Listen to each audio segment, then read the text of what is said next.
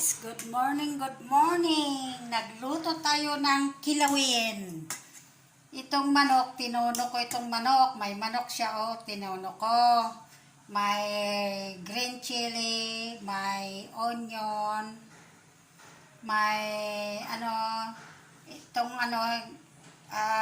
may puting radish. Ini-slice ko ng manipis, tapos binabad ko ng asin, tapos pinigaan ko siya. Tapos hinalo ko na dito sa karne, dito sa manok.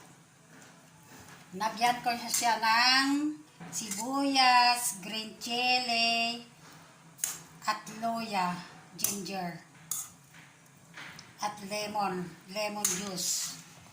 At saka vinegar, konting vinegar. Tapos linagyan ko na ng bitchin, asin, red chili powder, and black pepper, paminta. Ito na guys. Ito ang kilawin. Kilawin ko.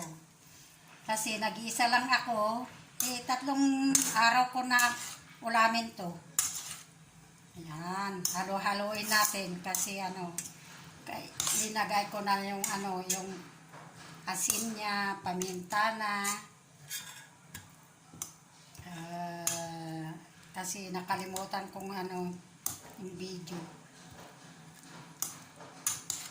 Tapos yung manok, nung tapos ko ng inihaw, ini-slice ko ng square. Ayan. Tapos linagay ko dito sa malinis na bowl. Linagay ko yung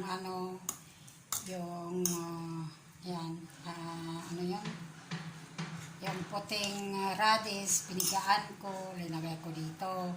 Tapos nag-slice ako ng sibuyas.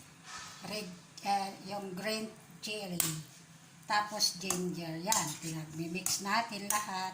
Dinagyan natin ng vinegar, yan. Asin, paminta, red chili, ayan, bitchin. Dinagyan natin, tapos na.